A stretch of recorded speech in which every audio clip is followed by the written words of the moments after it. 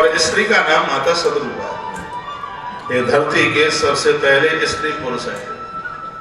इन्होंने 5 संतानों को जन्म दिया। आकुति देवहूतिश। ये जानकारी होनी चाहिए हमें अपने धर्म में कि हमारा सबसे पूर्व का पुरखा कौन है।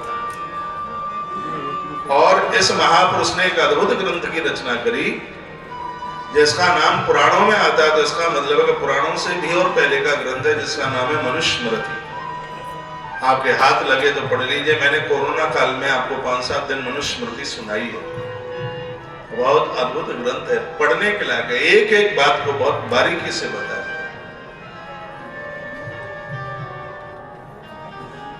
तो इन्होंने 5 संतानों को जन्म दिया। 3 बेटियां आई, 2 बेटे आए। आकुति देवहूतिश प्रसूति ऋतवे स्वता। आकुति देवहूति और प्रसूति, ये 3 बेटियां हुई। आकुति रुचि प्रजापति के साथ ब्याही गई जहां यज्ञ नारायण भगवान का प्रकट हुआ। जो हम ये स्वाहा स्वाहाकार करते हैं साक्षात भगवान है ये।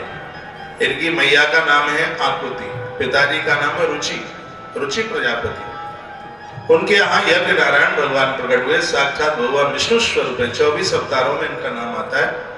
इसलिए यज्ञ के प्रति पूरी श्रद्धा रखिए। प्रयाग में हम बैठे हैं, मैंने परसों बोला है, यहाँ व्यक्ति जितने समय तक रहेगा हर क्षण हर पल उसको यज्ञ करने का पुण्य मिलेगा ही। इसलिए इसका नाम प्रयाग। प्रक्षेण यागादि प्रयाग, हर क्षण हर पल यज्ञ हो रहा है।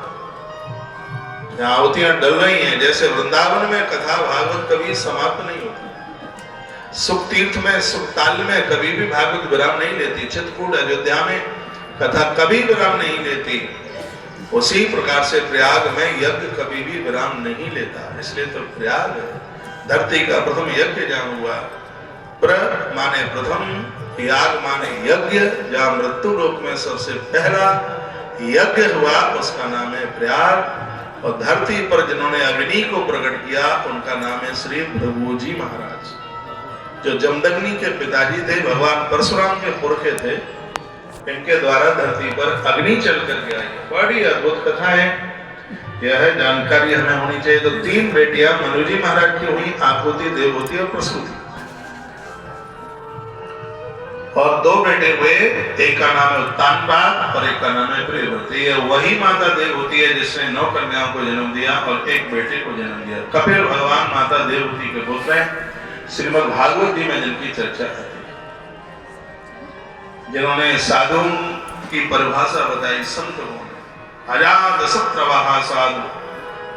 साधु वही परम साधु है जो जिसका कोई दुश्मन न हो, भले ही किसी का दुश्मन हो लेकिन उसका अपना कोई दुश्मन न हो। ये भगवान कपिल। भैया को मैं आपको भागवत नहीं सुना रहा हूँ, तो भगवत कृपा से हम स्टूडेंट तो भागवत के ही है, लेकिन राम कथा हनुमान जी की कृपा से, बजरंगबली की कृपा से सभी पुराणों को सुनाने का सौभाग्य प्राप्त हो रहा है।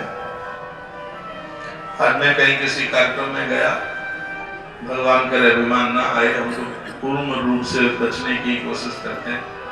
एक खुशी से होती है। जब हमारा परिचय दिया गया तो कहा गया इस समय भारत में सिर्फ ये इकलौता आदमी है जो पुराण मनीषी है। सभी पुराणों की कथा कहने का सौभाग्य मिला है।